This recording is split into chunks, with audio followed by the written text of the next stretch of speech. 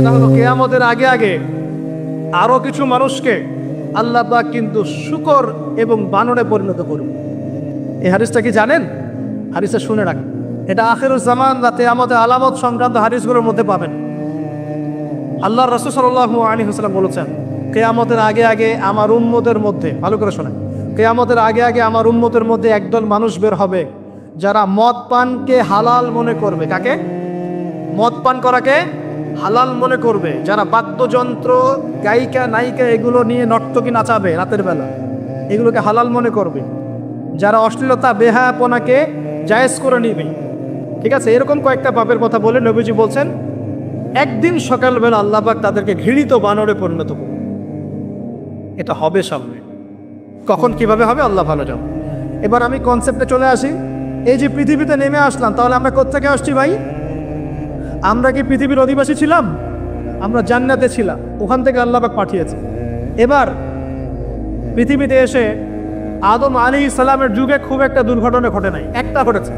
ওটা একটা, ভাই হাবিলের কুরবানি কবুল হয়, কাবিলের অন্তর্দাহ হয়, জ্বালা হয়। কেন হাবিলেরটা কবুল হবে, কাবিলের কেন হচ্ছে না? এই হিংসার বশবর্তী হয়ে কাবিল হাবিলকে হত্যা করে, হত্যা করে লাশটা দাফন করার পদ্ধতিও তার জানা ছিল না। আল্লাহ কাককে পাঠালেন, কাককে দেখে সে শিখল। প্রথম দুর্ঘটনা হচ্ছে হাবিল কাবিলের দুর্ঘটনা। বলে রাখি, আজকেও নিজের ভাইয়ের বেশে বহু কাবিল মুসলিম সমাজের মধ্যে ঘুরে বেড়ায়। নিজের ভাইয়ের লেবাসে, পোশাকে, সুরতেই বহু কাবিল এখনো কিন্তু মুসলিম সমাজে ঘুরে বেড়ায়। তো আমরা কাবিলদেরকে কাবিলের পরিণতি সম্পর্কে সচেতন করতে চাই। হাবিল বলেছিল, তুমি যদি আমাকে মারতে আসো, আমি তোমাকে মারার জন্য হাত বাড়াবো না। হাবিল জান্নাতে যাবে আর কাবিল জাহান্নামে যাবে।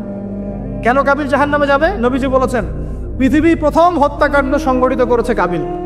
এই কারণে পৃথিবীতে যত খুন হবে, সমস্ত খুনের পাপের একটা অংশ কাবিলের আমল নামায় যোগ করা হবে। বলেন একটা কথা মনে রাখবেন, সদকায়ে জারিয়া যেমন আছে, গুনাহে জারিয়াও আছে। একটা মদের দোকান দিয়েছেন, যত মানুষ মদ খাচ্ছে, সমস্ত গুনার একটা অংশ আপনার কাঁধে আসছে। সিনেমা হল করেছেন, মানুষ সারাদিন নেকড়া ছবি দেখে, নগ্ন ছবি দেখে, যত মানুষ এখানে পাপ করবে, সমস্ত পাপের একটা অংশ আপনার কাঁধে যাবে। আবার একটা মাদ্রাসা করেছেন, যত মানুষ এখানে দ্বীনি ইলম শিখবে, এই নেকির একটা অংশ আপনি পাবেন ইনশাআল্লাহ। মরে গেলেও কবরে পাবেন ইনশাআল্লাহ। আল্লাহ পাক আমাদের সবাইকে সদকায়ে জারিয়া করার তৌফিক দেন, গুনাহে জারিয়া থেকে বাঁচিয়ে রাখুন। খুব খেয়াল রাখবেন, আল্লাহ পাক আমাদের হেফাজত করুন বলিয়া। এবার ওই যুগ শেষ, নূহ আলাইহিস সালামের যুগ। এই যুগে আল্লাহর একই সুন্নাত, নূহ আলাইহিস সালাম 950 বছর দাওয়াত দিলেন, 40টা বা 80টা পরিবার ইসলাম কবুল করেছে, বাকিরা করেন। যারা করে নাই আল্লাহ পাক তাদেরকে ডুবিয়ে মারলেন, যারা করেছে আল্লাহ পাক উদ্ধার করলেন। সোজা কথা। আজকে সারা পৃথিবীতে যত মানুষ আমরা বেঁচে আছি না, আমরা কোনো না কোনোভাবে ওই 80 পরিবারের সদস্য। আমরা ভাই ভাই, আমরা ওই ফ্যামিলি, 80 ফ্যামিলি অন্তর্ভুক্ত। কিরকম করে? নূহ আলাইহিস সালামের 4 সন্তান ছিল। কয় সন্তান? এক সন্তানের নাম হচ্ছে হাম। কি নাম? হাম। হাম ছিল একটু কালো বর্ণের। হামকে দিয়ে আফ্রিকার কন্টিনেন্টে যত মানুষ দেখছেন ব্ল্যাক স্কিনের, কালো স্কিন, এরা সবাই হামের বংশধর। মজা না বিষয়টা? মানুষের অস্তিত্ব পৃথিবীতে, ইতিহাস, এগুলো খুব ইন্টারেস্টিং টপিক। ইতিহাস পড়তে থাকলে আপনি ডুবে যাবেন। কত কিছু বিশ্বে হয়েছে আর কত কিছু হবে সামনে, সুবহানাল্লাহ। তখন আপনার অস্তিত্ব জানান দিবে যাবে কত ক্ষুদ্র, মহাবিশ্ব কত বড়, আল্লাহ কত বড়, কত সময় চলে গেছে আর আমি এই সময় কি করছি। এক ভাইয়ের নাম শাম। এই শামকে কেন্দ্র করে এই আরবের যে মানুষগুলো আছে, আরব, অ্যারাবিয়ান, এরা শামের বংশধর। আরেক ভাইয়ের নাম ইয়াফাস। কি নাম? ইয়াফাস। ইয়াফাসের বংশধর হচ্ছে পশ্চিমারা, মানে রোমক যারা, তারা। আরেক ভাইয়ের নাম ছিল কেনান। কি নাম? কেনান। এ ইমান নিয়ে আসে নাই, ওই যে প্লাবনে ডুবে মরে গেছে। মরে যাওয়ার পরে আদম আলাইহিস সালাম বলেছিল, আল্লাহ আমার পরিবারের অন্তর্ভুক্তকে মাফ করে দাও। আল্লাহ বলেছেন, লাইসা মিন আহলিক, সে তোমার পরিবারের কেউ। নবীর সন্তান হয়েও, নবীর সন্তান হওয়ার পরেও ইমান না আনার কারণে সে জাহান্নামে গেছে। আর আমরা আর কি এমন মানুষ, অমুক আলেমের সন্তান, অমুক বক্তার সন্তান, হ্যাঁ, অমুক পীরের নবাবজাদা, অমুক তমুক, এইসব বড়াই করে লাভ নেই। আমল, আকীদা, ইমান যদি ঠিক না থাকে, আমাদের বংশ পরিচয় আমাদেরকে বাঁচাতে পারে, আমাদের দেশ, জাতীয়তাবাদ, বর্ণ বাঁচাতে পারে। যার যার কবরে তাকে তাকে চেকা। নিজের আমল নিয়ে ফিকির করেন, নিজের কবর নিয়ে ফিকির করেন, অন্যের দিকে চোখ দেওয়া বন্ধ করেন, আগে নিজের কবর ফিকির করেন। আল্লাহ পাক সবাইকে তৌফিক এনায়েত করুন। যারা বুদ্ধিমান তারা নিজেকে নিয়ে ব্যস্ত থাকে, যারা যারা অহংকারী উদ্ধত এরা মানুষের পিছনে পড়ে তো। আল্লাহ পাক আমাদের সবাইকে নিজের চেহারা আয়নায় দেখার তৌফিক দান। হ্যাঁ প্রিয় ভাইরা, নূহ আলাইহিস সালামের যুগ চলে গেল, 950 বছর দাওয়াত দেওয়ার পরে এই পরিণতি হয়েছে। এরপরে আসছে ইব্রাহিম আলাইহিস সালামের সময়। আল্লাহ পাক তাকে উদ্ধার করেছেন, অগ্নি পরীক্ষা থেকে বাঁচিয়েছেন, নমরুদকে আল্লাহ পাক ধ্বংস করেছেন। আল্লাহ পাক এরপরে এনেছেন আদ জাতির হুদ আলাইহিস সালাম এবং তার অনুসারীদেরকে আল্লাহ পাক বাঁচিয়েছেন, বাকিদেরকে ধ্বংস করে দিয়েছে ঝড় দিয়ে, বায়ু প্রবাহ দিয়ে। সামুদ জাতি এসেছে, সামুদ জাতিকে আল্লাহ পাক ধ্বংস করেছেন বজ্রপাত দিয়ে, বিদ্যুৎ দিয়ে। আর সালেহ আলাইহিস সালাম এবং তার অনুসারীদেরকে বাঁচিয়ে দিয়েছেন। ফিরআউনের যুগ এসেছে, আল্লাহ পাক মূসা আলাইহিস সালাম এবং বনু ইসরাঈলকে বাঁচিয়েছেন, ফিরআউনকে ডুবিয়ে মেরেছেন লোহিত সাগরে। ঈসা আলাইহিস সালামের যুগ আসছে, একই সুন্নাত। ঈসা আলাইহিস সালামকে আল্লাহ পাক শুধু রক্ষাই করেন নাই, নিজের কাছে উঠিয়ে নিয়েছেন। সুবহানাল্লাহ। তিনি আবারও আসবেন পৃথিবীতে ইনশাআল্লাহ। যতদিন না তিনি আসছেন এবং এই পৃথিবীতে 40 বছর রাজত্ব না করছেন, কিয়ামত হবে না ইনশাআল্লাহ। যতদিন পর্যন্ত ঈসা আলাইহিস সালাম আবার ব্যাক না করছেন এবং এই জেরুজালেম থেকে সারা বিশ্বে খেলাফা কায়েম না করছেন, 40 বছর শাসন না চালাচ্ছেন, কিয়ামতও হবে না ইনশাআল্লাহ। এটা সামনে অপেক্ষা করছে। এবং নবী সাল্লাল্লাহু আলাইহি ওয়াসাল্লামের যুগে আবু জাহেল, আবু লাহাব বা সাহেবাদেরকে আল্লাহ পাক ধ্বংস করেছেন, আল্লাহর নবী এবং সাহাবীদেরকে আল্লাহ পাক সম্মানিত করেছেন। আপনি কি পুরো হিস্ট্রির মধ্যে একটা সুন্নত দেখতে পাচ্ছেন? কমন সুন্নত কি সুন্নত? প্রত্যেক যুগে যুগে যারাই আল্লাহর ওই যে বিধান মেনে চলেছে, সমকালীন নবী রাসূলদের আনুগত্য করেছে, আল্লাহ পাকের আনুগত্য করেছে, আল্লাহ পাক তাদেরকে উদ্ধার করেছেন দুনিয়াতেও পরকালে। প্রত্যেক যুগে যুগে যারাই আল্লাহকে মানে নাই, রাসূলকে মানে নাই, আল্লাহর আসমানি কিতাবকে মানে নাই, বিরুদ্ধাচরণ করেছে, কুফরি করেছে, শিরক করেছে, আল্লাহ পাক সবাইকে ধ্বংস করে দিয়েছেন, কারো কোনো পরোয়া নেই। এই সিলসিলা আজও অব্যাহত আছে, আগামীতেও থাকবে। এখন আমরা যারা এখন বেঁচে আছি, আমরা নবী সাল্লাল্লাহু আলাইহি ওয়াসাল্লামের ইন্তেকালের প্রায় 1450 বছর পরের মানুষ। আল্লাহর নবী এসেছেন এমন সমাজে যে সমাজে শিরকের পাপ চলছে, সুদের পাপ চলছে, দুর্নীতি চলছে, আপনার কন্যা সন্তানকে জীবিত হত্যা করা হচ্ছে, আপনার মাদক দ্রব্যের সয়লাভ চলছে, মেয়েদের অধিকার দেওয়া হচ্ছে না, হ্যাঁ গোত্রীয় হানাহানি চলছে। ওই সমাজটাকে তিনি 23 বছরের মধ্যে পাল্টে ফেললেন। কত বছর? 23 বছর। কিভাবে পাল্টালেন?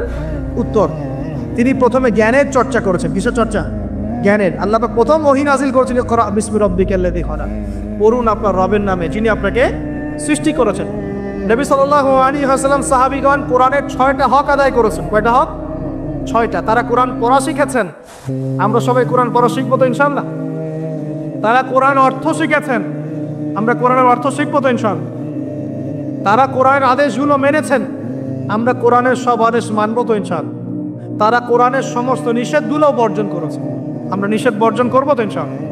তারা কোরআনের দাওয়াত মানুষের কাছে পৌঁছে দিয়েছেন। আমরা কোরআনের দাওয়াত দিব তো ইনশাআল্লাহ? এবং 6 নাম্বার, তারা কোরআনের বিধানগুলোকে বাস্তবায়ন করেছে। আমরাও বাস্তবায়নের চেষ্টা করবো তো ইনশাআল্লাহ? এই 6টা হক আদায়ের ফলে 23 বছরের ব্যবধানে জাহেলি মক্কা একদম সোনালী মক্কায় পরিণত হয়েছে। 23 বছর পরের মক্কায় আপনি কোনো সুদ পাবেন, কোনো শিরক পাবেন, কোনো মূর্তি পূজা পাবেন, কোনো মেয়ের অবমাননা পাবেন, কোনো জেনা, কোনো ব্যভিচার, কোনো ধর্ষণ, কিচ্ছু পাবেন? 23 বছর পরের মক্কায় কোনো পাপ পাবেন না। কিভাবে সমাজ পরিবর্তন হলো? এই কোরআনের হক আদায়ের মধ্য দিয়ে হয়েছে, নবীর সুন্নাত প্রতিষ্ঠার মধ্য দিয়ে হয়েছে। এরপর কি থেমে গিয়েছিল? উত্তর, না। এরপর আবু বকর সিদ্দিকের যুগ এসেছে, প্রায় 2 থেকে 2.5 বছর তিনি শাসন কার্য চালিয়েছেন। ওই যুগে কি মানুষ আবার খারাপ হয়ে গিয়েছিল? উত্তর, না। বরং ইসলাম আরও বেগবান হয়েছে আলহামদুলিল্লাহ। এরপর এসেছে ওমর রাদিয়াল্লাহু আনহুর যুগ। কত বছর? প্রায় 10 বছর। কত বছর? 10 বছর। এই 10 বছরে কি মুসলিমরা আবার খারাপ হয়ে গিয়েছিল? ওমর রাদিয়াল্লাহু আনহুর কোর্টের মধ্যে কি প্রতিদিন কেস আসতো? সারা বছরে একটা কেসও আসতো না। মানুষ এত ভালো ছিল, সারা বছরে একটা কেসও আসতো না।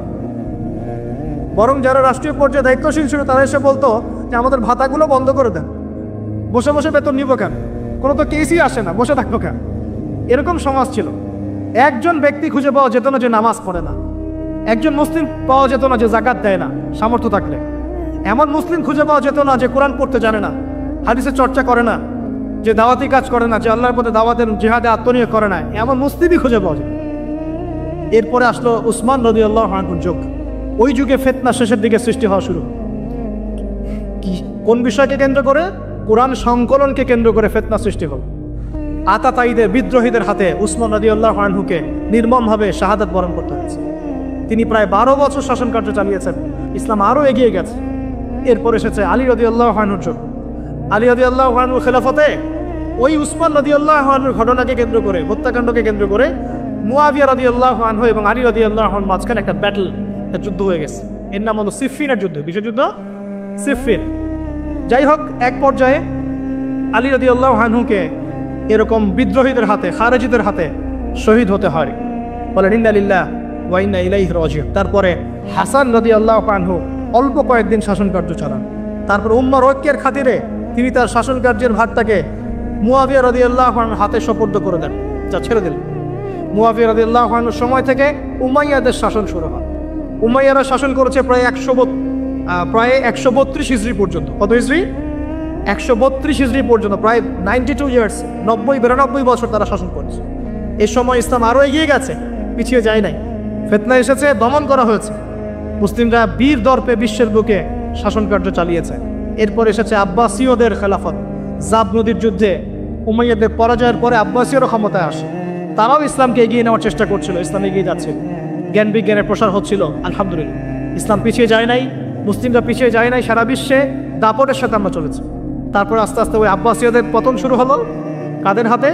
এই তাতারিদের হাতে, মঙ্গোলিয়াত। মাত্র 40 দিনের ব্যবধানে পুরো বাগদাদের মধ্যে প্রায় 20 থেকে 25 লক্ষ মানুষকে হত্যা করা হয়েছে। বাইতুল হিকমা ধ্বংস করে দেওয়া হয়েছে, লাইব্রেরি ধ্বংস করে দেওয়া হয়েছে, বইপত্রকে নদীতে ফেলে দেওয়া হয়েছে। তারা ছিল উগ্র জাতি। মঙ্গোলিয়ানদের নাম শোনে নাই? হালাকু খান নাম শুনেছেন? চেঙ্গিস খান, হালাকু খান নাম শোনে নাই? ওদের হাতে মুসলিমদের ব্যাপক দমন পীড়ন সহ্য করতে হচ্ছে। এভাবে যুগে যুগে তারপর ক্রুসেডাররা আসছে। ক্রুসেড, 1, 2, 3টা ক্রুসেড হচ্ছে। আস্তে আস্তে উসমানীয়দের রাইজিং হয়েছে, ফাতেমি খেলাফত এসেছে, মামলুকদের শাসন এসেছে, এদিকে মোগলরা শাসন করেছে, কর্ডোবার দিকে আব্দুর রহমান তারা শাসন করেছে। মানে এক কথায় সারা বিশ্বে মুসলিম শাসন ছিল। অটোমান এম্পায়ার 1923 এই সময়ের দিকে, 1914 থেকে 1923 এই সময় পর্যন্ত অটোমান এম্পায়াররাই বিশ্বে ছিল। তারপর প্রথম বিশ্বযুদ্ধে যখন তারা রাশিয়ার পক্ষ নেয়, এরপরে ব্রিটেন যখন জয়লাভ করে, এই সময় থেকে মুসলিমদের ডমিনেটেড হওয়ার সময়টা শুরু হয়েছে। তারপরে মুসলিমরা আস্তে আস্তে রাষ্ট্র ভাগ করে ফেলেছে। প্রত্যেক রাষ্ট্র টুকরা টুকরা হয়ে গেছে, ইউনিটি নষ্ট হয়ে গেছে, রাষ্ট্রের ভিতরে বিভিন্ন ফাসাদ তৈরি করে দেওয়া হয়েছে, মুসলিমদের ঐক্য ভেঙে গেছে, ইকোনমি দুর্বল হচ্ছে। সব মিলিয়ে আজকে মুসলিমদের আজকে এই অবস্থা হচ্ছে। আমাদের এখন যুবকরা চিনে না আল্লাহকে, নামাজ পড়তে মানুষ খুঁজে পাওয়া যাচ্ছে না, যাকাত দেওয়ার মানুষ পাওয়া যায় না। রমজান মাসে পার্ট টাইম রোজা রাখে, পার্ট টাইম তারাবি পড়ে, পার্ট টাইম জুমায় আসে, পার্ট টাইম ঈদে নামাজ পড়ে। প্রজন্ম আস্তে আস্তে এই জায়গায় চলে আসছে। আল্লাহকে চিনে না, রাসূলকে চিনে না, ইসলামের হিস্ট্রি জানে না, আমাদের শেকড় জানে না। এমনি এমনি হয়নি, লাস্ট 100 বছরে এই জায়গায় আমরা আসছি। লাস্ট 100 বছরের হিস্ট্রি ভালো করে পড়ে দেখবেন, বলার সময় নাই এখানে। লাস্ট 100 বছরের হিস্ট্রি পড়ে দেখবেন, যে জায়গায় আমরা ছিলাম সেখান থেকে একদম তলানিতে নেমে চলে আসছি। এখন প্রশ্ন হচ্ছে, এই অবস্থায় কি চিরস্থায়ী থাকবো, নাকি এখান থেকে আমরা সামনে যাব? সামনে যে এমনি এমনি যাওয়া হবে না এটা নিশ্চিত। সামনে যাওয়ার জন্য কিছু কাজ এবং ক্রাইটেরিয়া মেনটেন করতে হবে। আমরা জানি এরপরে আসবে ইমামুল মাহদির শাসন, তারপরে আসবে নবী ঈসা আলাইহিস সালামের শাসন, তারপরে দাজ্জালকে মেরে ফেলা হবে। আর দাজ্জালকে মেরে ফেলার আগে দাজ্জাল তার অনুসারীদেরকে নিয়ে বিশ্ব শাসন করবে 40 বছর। 40 বছর না, 40 দিন। 40 দিন। প্রথম দিন হবে 1 বছরের সমান, দ্বিতীয় দিন হচ্ছে 1 মাস, তৃতীয় দিন 1 সপ্তাহের সমান। তারপরে দিনগুলো আমাদের দিনের মতোই। এরপর ঈসা আলাইহিস সালামের আগমনের মধ্য দিয়ে তার ধ্বংস হবে। এরপর ইয়াজুজ আর মাজুজ বের হবে। ইয়াজুজ আর মাজুজ খুব হিংস্র হবে, তাদেরকে হত্যা করার ক্ষমতা মুসলিমদের থাকবে না। মুসলিমরা তুর পাহাড়ে আশ্রয় নেবে। আল্লাহ পাকের গজবে তাদের ঘাড়ের মধ্যে একটা ভাইরাস জন্ম নেবে, এতে তারা মারা যাবে। বড় বড় নখরওয়ালা প্রাণী আল্লাহ পাঠাবেন, পাখি, এরা এসে এদেরকে উঠিয়ে উঠিয়ে কোনো জায়গায় ফেলে দিবে, মহাবিশ্বের কোনো এক জায়গায় নিয়ে ফেলে দিবে। তারপর আল্লাহ পাক বৃষ্টি বর্ষণ করবেন, প্রচুর বৃষ্টি বর্ষিত হবে এবং বিশ্বের এই জমিনটা উর্বর হবে। তখন একটা ডালিম দেখেছেন, একটা ডালিম একটা পরিবার খাবে। একটা ডালিমের খোসার মধ্যে একটা পরিবার আশ্রয় নিতে পারে, এত বড় বড় ফসল হবে। 40 বছর ঈসা আলাইহিস সালাম এই বিশ্বকে শাসন করবে ন্যায়ের ভিত্তিতে, আদালতের ভিত্তিতে। ঘাটে মহিষে এক ঘাটে পানি খাও, বাঘে মহিষে। বাঘে মহিষে এক ঘাটে পানি খাবে, কেউ কারো উপজুলুম করবে না। এরপর তার বিয়ে শাদী হবে, সন্তান হবে এবং তার ইন্তেকালও হবে স্বাভাবিকভাবে, এবং তাকে দাফন করা হবে নবী মুহাম্মদ সাল্লাল্লাহু আলাইহি ওয়াসাল্লামের কবরের পাশে, রওজার পাশে। এরপরে মানুষ আবার খারাপ হওয়া শুরু করবে, এতটা খারাপ হবে যে মানুষ রাস্তার মোড়ে মোড়ে জেনা ব্যভিচারে লিপ্ত হবে, কুকুর শেয়ালের মতো। এই অবস্থায় পশ্চিম দিক থেকে সূর্য উঠবে এবং ব্যবসায়ী ব্যবসা করতে বসেছে, কাপড় খুলেছে, এই কাপড় গুটিয়ে নেওয়ার আগে কিয়ামত হয়ে যাবে। একজন ব্যক্তি পানির বোতল খুলেছে, পানি মুখে দেওয়ার আগেই কিয়ামত হয়ে যাবে। একজন ব্যক্তি বাসা থেকে বের হয়েছে, বাসায় ফেরত যাওয়ার আগে কিয়ামত হয়ে যাবে। উটকে পানি পান করানোর আগে কিয়ামত হয়ে যাবে। ওই সময় তওবার দরজা বন্ধ হয়ে যাবে। এই ইসরাফিল আলাইহিস সালাম সিংহায় ফুঁক দিয়ে দিবেন, মহাবিশ্ব ধ্বংস হয়ে যাবে। আল্লাহ পাক দ্বিতীয় ফুৎকারের মধ্য দিয়ে আবার সবাইকে উঠাবেন এবং এই দুনিয়ার জীবনে আমরা যে কাজগুলো করেছি এর হিসেব আমাদেরকে দিতে হবে। সেদিন যদি আমরা আল্লাহর কাছে প্রত্যেকটা কাজের হিসাব দিতে পারি, কোরআন সুন্নাহর উপর থাকতে পারি, আল্লাহর বিধিবিধান মেনে চলতে পারি, এই কারাগারের জীবনে আল্লাহর বিধান মেনে চলতে পারি, ইনশাআল্লাহ যেই জান্নাত থেকে আসছি আবার সেখানে ফিরে যাবো। আর যদি ওই দিন আমরা হিসেব দিতে ব্যর্থ হই, আল্লাহ না করুক, তাহলে ওই ইবলিসের সাথে তার অনুসারীদের সাথে আমাদের সবাইকে জাহান্নামে থাকতে হবে। এভাবে হিস্ট্রি শুরু হয়েছে, হিস্ট্রি শেষ হবে। এই দুনিয়া চিরস্থায়ী হবে না, আর আমাদের অবস্থা এমন থাকবে না। এখন শেষ কথা হচ্ছে, এই অবস্থা থেকে উত্তরণের জন্য আমাদের কি করণীয় হচ্ছে? উত্তর, আমাদের প্রথম দরকার জ্ঞান চর্চা। কি দরকার ভাই? জ্ঞান চর্চা, প্রচুর জ্ঞান চর্চা প্রয়োজন। জ্ঞান নাই কিছুই করতে পারবো। দ্বিতীয় কাজ হলো আমাদের সবার দরকার জানা অনুযায়ী আমল করা। জানা অনুযায়ী আমল করা, যে যত বেশি জানি আমল করার চেষ্টা করি, আল্লাহ পাক তৌফিক দান। এরপর দরকার আদর্শ পরিবার গড়ে তোলা। পারিবারিক আদর্শ সুন্দর হলে পরে সমাজটা সুন্দর হবে ইনশাআল্লাহ। আল্লাহ পাক আমাদের সবাইকে আদর্শ পরিবার গড়ার তৌফিক দান। দিনদার মেয়েকে বিয়ে করবেন, দিনদার ছেলেকে বিয়ে করবেন, অল্পে তুষ্ট থাকবেন, পরিবারের বিষয়ে সবর করবেন এবং সন্তান সন্ততিদেরকে মানুষ করে যাওয়ার চেষ্টা করবেন। এরপর দরকার আমাদের হালাল রিজিক। সবাই যদি হালাল রিজিকে সন্তুষ্ট থাকি, সমাজের মধ্য থেকে অন্যায় এমনি অটোমেটিক কমে যাবে ইনশাআল্লাহ। প্রত্যেকটা কাজ করার আগে চিন্তা করব কিভাবে করলে হালাল হবে, কিভাবে করলে হারাম হবে। এরপর দরকার নবী সাল্লাল্লাহু আলাইহি ওয়াসাল্লামের সুন্নাহ মাফিক জীবন গড়া। 24 ঘন্টার দিন রাতে যে কাজগুলো আছে, এই কাজগুলোকে নবীর সুন্নাত অনুযায়ী করার চেষ্টা করব, আল্লাহ পাক তৌফিক দান করুন। আরও দরকার আমরা বিল মারুফের কাজ করা, মানে সৎ কাজে আদেশ করা। আমাদের সবাইকেই দাওয়াতি কাজ করতে হবে। একজন দুজন করবে, বাকিরা করবেন এমন নয়, সবাইকেই পার্ট টাইম হলেও দাওয়াতি কাজ করতে হবে। নামাজ আপনি পড়ছেন, নামাজের দাওয়াত দেন। আপনি যাকাত দিচ্ছেন, যাকাতের দাওয়াত দেন। আপনি রমজান মাসে রোজা রাখছেন, অন্য ভাইকেও রোজা রাখতে উৎসাহিত করেন। আপনি সুদ খাচ্ছেন না, অন্য ভাইকেও নিষেধ করেন, ভাই আপনিও খায় না। আমি যা করি সেটা আপনি অবশ্যই প্রচার করুন, আপনি যা করেন সেটা আপনি প্রচার করুন, যা করেন না সেটা বলতে যাওয়ার দরকার। তবে হ্যাঁ, আমলের কথা আপনি বলতেই পারেন। যদি আপনি তাহাজ্জুদ নিয়মিত পড়তে নাও পারেন, কনস্টেবলি বলতে পারবেন তাহাজ্জুদ নামাজ পড়েন, তাহাজ্জুদ নামাজ পড়া ভালো। ইনশাআল্লাহ আস্তে আস্তে আপনি নিজেও আমল করার চেষ্টা করবেন, আল্লাহ পাক তৌফিক দান। আমরা বিল মারুফ, সৎ কাজে আদেশ করতে হবে। আরেকটা হচ্ছে অসৎ কাজে নিষেধ করতে হবে। সৎ কাজে শুধু আদেশ করলেই হয় না, অসৎ কাজেও কি করতে হয়? নিষেধ করতে হবে। মনে রাখবেন, শুধু সৎ কাজে আদেশ করলেই জীবনেও কোনোদিন আপনার উপর কোনো বালা মুসিবত, বিপদ আপদ, গালি তহমত আসবে না। যখন আপনি সৎ কাজে আদেশের সাথে সাথে অসৎ কাজেও নিষেধ করা শুরু করবেন, তখন চতুর্দিক থেকে আপনার উপরে বাধা আসা শুরু হবে। এটাই সুন্নাত। তবে এটা নবীর সুন্নাত। আল্লাহ পাক বলছেন, কুনতুম খায়রা উম্মাহ উখরিজাত লিন-নাস তা'মুরুনা বিল মা'রুফ ওয়া তানহাউনা আনিল মুনকার ওয়া তু'মিনুনা বিল্লাহ। আর আমাদের দায়িত্ব হচ্ছে পরবর্তী প্রজন্মকে মানুষ করে যাওয়া, নিজেদের জান মাল সময় শ্রম দিয়ে আল্লাহর জমিনে আল্লাহর দিনটাকে প্রচার করা, প্রসার করা, প্রতিষ্ঠার চেষ্টা করা এবং চরমপন্থী না হওয়া, আবার গোলালু মার্কা শৈথিলতাবাদীও না হওয়া, মধ্যমপন্থী থাকা, নিজের দায়িত্ব পালন করা, অন্যকে দিনের দিকে ডাকা। আমাদের ঊর্ধ্বতন কর্তৃপক্ষ যারা থাকবে সবার সামনে ইসলামটাকে যুগোপযোগীভাবে সত্য মিথ্যাকে স্পষ্ট করে দিয়ে উপস্থাপন করে। তারা যদি কবুল করে আলহামদুলিল্লাহ, যদি নাও করে তাদের দায়িত্ব তাদের, আমাদের দায়িত্ব আমাদের। That's all. আল্লাহ রাব্বুল আলামিন আমাদের সবাইকে কুরআন সুন্নাহ মাফিক জীবন করার তৌফিক দান করুন, বলি আমিন। আমাদের সবাইকে আল্লাহ পাক পুরো ওয়ার্ল্ড হিস্ট্রি করার তৌফিক দান করুন। কোরআনের জ্ঞানী হওয়ার তৌফিক দেখ, এর অর্থ বোঝার তৌফিক দান করুন, নবীর সুন্নাহ মাফিক জীবন করার তৌফিক দান করুন। আর শেষ জামানায় যারা সুদের মধ্য দিয়ে আল্লাহ এবং তার রাসূলের সাথে যুদ্ধ করছে, তাদেরও একই পরিণত হবে। এটা সময়ের অপেক্ষা মাত্র।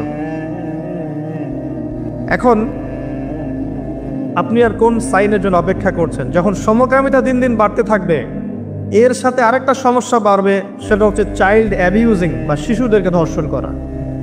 ডে বাই ডে বিগত 8 দিনে এখানেই 42 জন শিশুকে ধর্ষণ করা হয়েছে, রিপোর্ট, সেকুলার মিডিয়া রিপোর্ট। আমাদের মেয়ে সন্তানদেরকে কার কোলে তুলে দিচ্ছেন? আপনার বাচ্চা সেফ না? কি পরিমাণ মানসিকতা নিচু হয়ে গেছে আমাদের, খেয়াল করে দেখেন। বিয়েকে কঠিন করে দেওয়া হয়েছে, জেনাকে উন্মুক্ত করে দেওয়া হয়েছে, ফ্রি মিক্সিংটাকে উন্মুক্ত করে দেওয়া হয়েছে, এবং এটাকে আমরা অ্যাপ্রিসিয়েট করছি, উৎসাহিত করছি। প্রত্যেক ঘরে ঘরে ছেলেমেয়েরা এখন ফ্রি মিক্সিংয়ের বয়ফ্রেন্ড গার্লফ্রেন্ড সম্পর্কে জেনায় লিপ্ত হচ্ছে, বই এক্সচেঞ্জ করছে, নোট এক্সচেঞ্জ করছে, একসাথে পড়াশোনা করছে, কফি খাচ্ছে, ঘুরছে ফিরছে, ডেটিং করছে, এক পর্যায়ে বেডে গিয়ে সেক্সুয়াল সম্পর্ক করছে, এবং এটাকে আমরা বলছি পবিত্র প্রেম। নাউযুবিল্লাহ। এবং এটা স্কুল লাইফ থেকে শুরু হয়ে কলেজ, বিশ্ববিদ্যালয়, চাকরি ক্ষেত্র, ব্যবসা ক্ষেত্র, প্রতিটা সেক্টরে ছড়িয়ে পড়েছে। ইভেন দেখা যায় পলিটিক্যাল মিছিলের মধ্যেও মেয়ের সামনে পিছনে ছেলে না। প্রতিটা সেক্টরে ফ্রি মিক্সিং, এভাবে কাঠামো নষ্ট করে দেওয়া হয়েছে। এর উপরে আবার আছে পর্নোগ্রাফি, যার মধ্য দিয়ে যুব সমাজকে পশু বানিয়ে ফেলা হয়েছে। যে মানুষ পর্ন আসক্ত, সে কখনো একটা মেয়ের দিকে সম্মানের চোখে তাকাতে পারে না। তার কাছে মনে হয় মেয়ে হচ্ছে একটা গোশতের টুকরা, একে ভক্ষণ করতে হবে, ভোগ করতে হবে, এতটুকুই। আমরা যখন আমাদের মায়ের দিকে তাকাই, আমরা কি এরকম ভোগের দৃষ্টিতে তাকাই? আমার বোনের দিকে তখন তাকাই, তাকে কি ভোগের দৃষ্টিতে তাকাই? ইভেন আপনার হালাল বিয়ে করে স্ত্রী, তার দিকে যখন আপনি তাকান, একটা ভালোবাসা প্রেম নিয়ে তাকান, এটা কি ভোগের মতো, পশুত্বের দৃষ্টি? কিন্তু একটা ধর্ষক যখন একটা ভিকটিমের দিকে তাকায়, তার দৃষ্টিটা হচ্ছে একটা পশুত্বের দৃষ্টি। এই দুইটা দৃষ্টির পার্থক্য আমরা বুঝতে পারছি না। যখন পর্ন আসক্ত হয়ে যাবে পুরো জেনারেশন, তখন ভিতর থেকে তারা পশু হয়ে যাবে, সুযোগ পেলেই ধর্ষণ করবে। যখন সে একটা মেয়েকে একা পাবে, সুযোগ পেলেই সে সুযোগ হাতছাড়া করবে না। যখন বাচ্চাদেরকে একা পাবে, তাকেও ধর্ষণ করে ফেলবে। দিন দিন বাচ্চাদের ধর্ষণ বাড়ছে, এবং যারা ধর্ষণ করছে এদেরকে আমরা প্রকাশ্যে ফাঁসি দিতে পারছি না। ইসলামের এটাই বিধান ছিল, এদেরকে প্রকাশ্যে জনসমক্ষে ফাঁসি দেওয়া, যাতে আরো 10টা মানুষ এখান থেকে শিক্ষা নিতে পারে। আমরা করতে পারছি না। এখানে আইনের দুর্বলতা আছে, তার ফলশ্রুতিতে দেখা যায় মানুষ পার পেয়ে যাচ্ছে, এবং ডে বাই ডে ধর্ষণ বাড়ছে। আপনি কি মনে করছেন আপনার ঘরের মা বোন সেফ? আমার ঘরের মা বোন সেফ? আমার ঘরের কন্যা সন্তান সেফ? আমরা পৃথিবী থেকে চলে যাওয়ার পরে আগামী 10, 20, 30 বছর পর কোন বিশ্ব ওরা ফেস করবে আল্লাহ ভালো জানেন। কারো কোনো ফিকির আছে? আমরা পড়ে আছি ছোটোখাটো বিষয়ে ইখতিলাফ নিয়ে, কে কাকে গালি দিব, কে কাকে গীবত করব, কার তহমত দিব, কে কোথায় হাত বাঁধবো, আমিন জোরে বলবো না আস্তে বলবো, মৌলিক সমস্যাগুলো নিয়ে মানুষের মাথা ব্যথা কমে গেছে। এবং আপোষে অভ্যন্তরীণ ইখতিলাফ, বিভক্তি করতে করতে আমরা মুসলিম উম্মাকে কেটে আজকে টুকরা টুকরা করে ফেলেছি। না আছে কোনো ইউনিটি, না আছে কোনো ঐক্য, না কোনো ইমারা, না কোনো জামা। আমরা বিভক্ত জীবনযাপন করছি, আর সমস্যাগুলো বাড়তেই আছে। কে সলিউশন দিবে? গভর্নমেন্টের একার পক্ষে কি সলিউশন দেওয়া সম্ভব? প্রশাসনের একার পক্ষে সব সমস্যা ডিল করা সম্ভব? যদি আমরা প্রত্যেকে যার যার অবস্থান থেকে সচেতন না হই, দায়িত্ব পালন না করি, তাহলে আমাদের এই পুরো সমাজটা নষ্ট হয়ে যাবে। সমাজ নষ্ট হয়ে গেলে আমরাও ভালো থাকতে পারবো না, আমার ঘরেও সেই বিষ বাষ্প আসবে। সমাজ যদি ধ্বংস হয়ে যায়, আমার ঘরও সেফ থাকবে না, আমার ঘরেও সেই ফিতনা আসবে, তখন আমাকেও ভিকটিম হতে হবে। এগুলো আখিরুজ্জামানের sign. Day by day rape বাড়বে, দেখবেন চাইল্ড অ্যাবিউজিং বাড়ছে। আমি আপনাকে এর পরের লেভেলটাও বলে দিচ্ছি, মিলিয়ে নিয়ে আজ থেকে 5-10 বছর পরে ইনশাআল্লাহ তাআলা। যে মানুষগুলো বাহ্যিক জ্ঞান এবং অভ্যন্তরীণ জ্ঞানকে কাজে লাগিয়ে আল্লাহর নূর দিয়ে পৃথিবীটাকে দেখবে, তারা আপনাকে আগামী দিন সম্পর্কে কিছুটা হলেও সতর্ক করতে পারবে ইনশাআল্লাহ। আর আমি অনেক দিন বলেছি, বাহ্যিক নলেজ আপনি বই পড়ে পেতে পারেন, আলেম ওলামার সোহবতে গিয়ে পড়তে পারেন, কনস্ট্রাকটিভ সিলেবাসে পড়াশোনা করলে করতে পারেন, কিন্তু ইন্টারনাল নলেজ আল্লাহর পক্ষ থেকে আসে। যখন আসবে, কখন আসবে? যখন আপনার কলবের মধ্যে আল্লাহর নূর থাকবে। নূর কখন থাকবে? যখন একটা কলব বেশি বেশি আল্লাহ জিকির করে, যখন বেশি বেশি মানুষ কোরআন তেলাওয়াত করে, কোরআন নিয়ে ভাবে, চিন্তা করে, গবেষণা করে, হাদিস নিয়ে ভাবে, ফিকির করে, তাদাব্বুর করে, তাফাক্কুর করে, যখন একটা কলবের মধ্যে হিংসা থাকে না, বিদ্বেষ থাকে না, রিয়া অহংকার থাকে না, লোক দেখানো বিষয় থাকে না, দুনিয়ার প্রেম থাকে না, মোহ থাকে না, তখন কলবের মধ্যে নূর আসে। এই নূর যখন আসবে তখন আপনি খিজির আলাইহিস সালামের মতো দূর পর্যন্ত দেখতে পারবেন ইনশাআল্লাহ। কেন নৌকা ফুটা করা হয়েছে, কেন এই বাচ্চাকে হত্যা করা হয়েছে, আর কেন দেয়াল নির্মাণ করা হয়েছে, আপনি খিদিরের মতো বুঝতে পারবেন আলাইহিস সালাম, যেটা মূসা আলাইহিস সালাম বুঝতে পারেন নাই। আমার কথা কি ধরতে পারেন? সূরা কাফের মধ্যে এটা আছে না? মূসা আলাইহিস সালামের কাছে বাহ্যিক দৃষ্টি ছিল, আর খিদির আলাইহিস সালামের কাছে বাহ্যিক জ্ঞান, ইন্টারনাল অবজারভেশন দুটোই ছিল। তাই তিনি অনেক দূর পর্যন্ত দেখতে পেরেছেন। আল্লাহ নূর যখন আসবে কলবে আপনিও দেখতে পারবেন। আগামীতে কি হবে আপনাকে আমি একটু ধারণা দিচ্ছি। আগামীতে ইনশাল্লাহ দেখবেন চাইল্ড অ্যাবিউজিং এর সাথে সাথে মানুষ গবাদি পশুর সাথে জেনা করা শুরু করবে। আল্লাহর খুব ভরসা করে কথাটা বলে যাচ্ছি, মিলিয়ে নিয়েন। একটা দিন বলেছিলাম অনেক দিন আগে, আজকে থেকে 5 থেকে 7 বছর আগে, যে একটা সময় আসবে যখন সমাজের মধ্যে ক্যাশ, কাগজের টাকা বলে কিছু থাকবে না।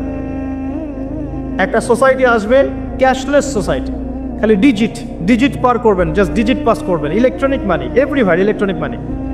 আসবে বিটকয়েন, আসবে ক্রিপ্টোকারেন্সি। সবচেয়ে ডেঞ্জারাস বিষয় হচ্ছে ক্রিপ্টোকারেন্সির, যে ক্রিপ্টোকারেন্সির উপরে গভর্নমেন্টের কোনো নিয়ন্ত্রণ থাকবে না। এটা সবচেয়ে মারাত্মক বিষয়। একটা বড় পরিসরের রাষ্ট্রকে দেউলিয়া বানানো সম্ভব এই পলিসির মধ্য দিয়ে। যারা ইকোনমিক সেকশনে পড়াশোনা করেন, গবেষণা করেন, তাদের কাছে জিজ্ঞাসা করেন। আর তাদের কাছে জিজ্ঞাসা করেন যারা নর্মাল ইকোনমিক্সের সাথে ইসলামিক ইকোনমিক্স জানে, তাদেরকে জিজ্ঞাসা করবেন। একমুখী শিক্ষায় শিক্ষিতদেরকে জিজ্ঞাসা করলে আপনি সলিউশন পাবেন না। বাংলাদেশে সবচেয়ে ভালো বিষয় হচ্ছে মেবি 2006 বা 2012 বা 14 সালটা আমার ঠিক মনে নাই, এই ক্রিপ্টোকারেন্সি ইউজিংটাকে বাংলাদেশ গভর্নমেন্ট হারাম করেছিল। অনেক দূরদর্শিতার পরিচয় দিয়েছেন এখানে, আমি ধন্যবাদ জানি তাদের। যতদিন যাবে এই ফেতনাগুলো বাড়তে থাকবে, মানুষকে লুটে নেওয়া হবে এভাবে। আপনার আমার সম্পদ সুদের মধ্য দিয়ে লুটে নেওয়া হয়েছে, সম্পদ পেপার মানির মধ্য দিয়েও সাক করা হয়েছে। পৃথিবীর একটা অংশ দিন দিন ধনী হয়েছে, আর একটা অংশ ডে বাই ডে পভার্টি ডিস্ট্রিবিউশনের মধ্যে চলে গেছে। এগুলো বুঝতে আরো সময় লাগবে, আরো দিন যেতে দেন, 5 বছর 10 বছর যাক, আপনারা নিজেরাই বুঝতে পারবেন ইনশাআল্লাহ। বিষয়টা হচ্ছে যে এগুলো ভবিষ্যৎবাণী নয়, এগুলো বর্তমান। যখন মানুষ বাহ্যিক এবং অভ্যন্তরীণ জ্ঞান রাখবে না, তার কাছে বর্তমানের ঘটনাকে ভবিষ্যৎ মনে হবে। বর্তমান সম্পর্কে মানুষ যখন ওয়াকেফাল থাকবে না, গাফেল থাকবে যে বিশ্বে কি হচ্ছে, কি চলছে, জিওপলিটিক্সে কি চলছে, মিলিটারি সেকশনে কি চলছে, ইকোনমিক্সে কি চলছে, এই ফেতনাগুলোর মধ্যে, তখন মানুষের কাছে মনে হবে এগুলো হয়তো ভবিষ্যৎবাণী। আসলে এগুলো ভবিষ্যৎবাণী নয়, এগুলো সবই বর্তমান। বর্তমান সম্পর্কে আপনি অজ্ঞ বলেই বা আপনি জ্ঞান অর্জন করার ফিকির নেই বলেই আপনার কাছে এগুলোকে ভবিষ্যৎবাণী মনে হচ্ছে। আপনি 2 চোখ খোলেন, খিদিরের মতো হন আলাইহিস সালাম, আপনি দেখবেন সবকিছু আপনার কাছে স্পষ্ট হয়ে যাবে ইনশাআল্লাহ। আমরা এমন একটা সময় বাস করছি যেখানে আখিরুজ্জামানের ম্যাক্সিমাম সাইনগুলো দেখা যাচ্ছে। ম্যাক্সিমাম ডে বাই ডে আপনি ধর্ষণের বৃদ্ধি দেখতে পারবেন, ডে বাই ডে আপনি জেনা বাড়বে দেখবেন, মাদকদ্রব্য মানুষ বেশি বেশি খাবে। একটা মানুষ খুঁজে পাবেন না যে ব্যক্তি সুদ থেকে 100% মুক্ত থাকতে পারবে, একটা মানুষও পাবেন না। কিসের দাড়ি আর কিসের আমার টুপি আর কিসের জুব্বা, এগুলো বাদ দেন, বাহ্যিক বিষয় বাদ দেন, ইন্টারনালে আসেন। মনে করেন আমি একটা বাসায় ভাড়া থাকি, এখন বাসার মালিক লোন নিয়ে বাড়ি করেছে, আমার মতো আরো 10টা ভাড়াটিয়া আছে, সবার টাকা নিয়ে সে লোন শোধ করছে। পরোক্ষভাবে আমিও সুদ খাচ্ছি, এখানে আমিও সুদের সাথে সম্পৃক্ত আছি। এটা সেই জামানা যে জামানা সম্পর্কে নবী সাল্লাল্লাহু আলাইহি ওয়াসাল্লাম বলেছিলেন যে ব্যক্তি সুদ থেকে দূরে থাকতে চাইবে, আখিরুজ্জামানে তার গায়েও সুদের ছিটাফোঁটা গিয়ে লাগবে, কেউ মুক্ত থাকতে পারবে না। টপ টু বটম দেখবেন সুদি কারবারের সালা। আর কেন রাগ হচ্ছেন আমার সাথে? আল্লাহ রাব্বুল আলামিন পবিত্র কোরআনে বলেছেন, ইয়া আইয়ুহাল্লাযীনা আমানু, আমি আপনাকে আল্লাহর কালামটুকু শোনাতে এসেছি। জোর করে কাউকে কিছু মানানো যায়? এটা ইসলাম শেখায়? ইসলাম তরবারির জোরে কোনো কিছুকে মানতে শেখায়? ইসলাম শুধু দাওয়াত দিতে শেখায়। ফাযাক্কির ইন্নামা আনতা মুযাক্কির, শুধু অনুবাদ করতে চাচ্ছি আল্লাহর কথা। যে কোন আলেমের কাছে গিয়ে অনুবাদের সত্যতা যাচাই করে নিয়েন। আল্লাহ বলছেন, ইয়া আইয়ুহাল্লাযীনা আমানু, হে মুমিনগণ, ইত্তাকুল্লাহ, তোমরা আল্লাহকে ভয় করো। ওয়া যারু মা বাকিয়া মিনার রিবা, সুদগুলো ছেড়ে দাও, সুদের অবশিষ্ট অংশগুলো ছেড়ে দাও। ইন কুনতুম মুমিনিন, যদি প্রকৃত অর্থে মুমিন হয়ে থাকো। ওয়া ইন লাম তাফআলু, যদি তোমরা এই কাজটা না করো, অর্থাৎ সুদ না ছেড়ে দাও। ওয়া ইন লাম তাফআলু, যদি তোমরা সুদ না ছাড়ো। কে বলছেন? ফাযালু বিহারবিন মিনাল্লাহি ওয়া রাসূলিহি, তাহলে আল্লাহ এবং তার রাসূলের সাথে যুদ্ধের ঘোষণা শুনে রাখো। Path is yours, the road is yours, রাস্তা আপনার, পথ আপনার। চুজ ইউর পাথ, আপনি আপনার রাস্তা সিলেক্ট করেন। আপনি আল্লাহর সাথে যুদ্ধ করবেন, তার নবীর সাথে যুদ্ধ করবেন, নাকি এগুলো ছেড়ে দিয়ে আল্লাহওয়ালা হবেন, আপনার সিদ্ধান্ত। কে আপনাকে বাধ্য করবে? কেউ নেই বাধ্য করার, কেউ বাধ্য করবে না আপনাকে। এটা আপনি ফিকির করবেন সারা জীবন যে হারাম রিজিকটা আপনি খাচ্ছেন, এইটা দিয়ে কি আপনার হজটা কবুল হবে কিনা, এটা দিয়ে আপনার উমরাটা কবুল হবে কিনা, এই টাকায় যখন সন্তান সন্ততি বড় হবে এরাও আল্লাহওয়ালা হবে কিনা, আপনি ফিকির করেন। আপনি চিন্তা করেন যে নবী মুহাম্মদ সাল্লাল্লাহু আলাইহি ওয়াসাল্লাম জেনা শব্দটা মুখ থেকে বলতেও লজ্জা পেতেন, জানেন? আমাদের নবীজি জেনা শব্দটা মুখ দিয়ে বলতেও লজ্জা পেতেন। একজন সাহাবী এসেছেন, এসে বলেছেন যে আমি অন্যায় করেছি ইয়া রাসূলুল্লাহ, আমি অন্যায় করেছি ইয়া রাসূলুল্লাহ, আমাকে পবিত্র করুন, দুনিয়াতে আমাকে শাস্তি দিয়ে দিন, পরকালে আমাকে কোনো শাস্তি দিয়েন না। নবীজি মুখ ফিরিয়ে নেন, একবার ডানে একবার বামে মুখ ফিরিয়ে নেন, তার কথা যেন তিনি শুনছেন না। বলছেন বাসায় যাও, বাসায় গিয়ে ক্ষমা চাও, আল্লাহ মাফ করে দিবেন। কিন্তু সেই ব্যক্তি নাছরবান্দা, না আমাকে পবিত্র করেন, আমি অন্যায় করেছি, হুদুদ কায়েম করেন। তখন নবীজি বাধ্য হয়ে বলছেন আবিকা মাজনুন, তুমি কি পাগল? তখন সেই ব্যক্তি বলছে না ইয়া রাসূলুল্লাহ, আমি পাগল নই, আমি অন্যায় করেছি, আমাকে পবিত্র করেন। কি তাড়না, যাতে আল্লাহর কাছে তাকে পরকালে শাস্তি পেতে না হয়, দুনিয়াতে শাস্তি দিয়ে দেন। কি তাড়না! এরকম মানুষ আছে এখন? চিন্তা করেন।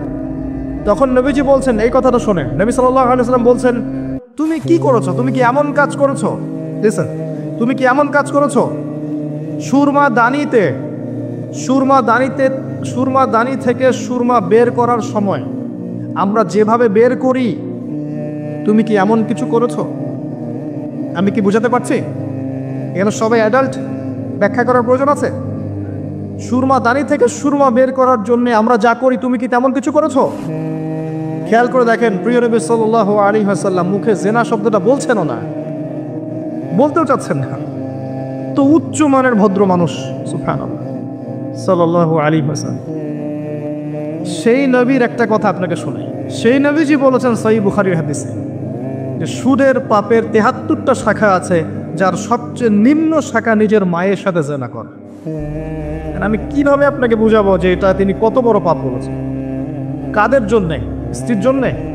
স্ত্রীর জন্য খাচ্ছেন, সন্তানের জন্য খাচ্ছেন, পরবর্তী প্রজন্ম মানুষ করার জন্যে, বা দুনিয়ার স্বার্থে?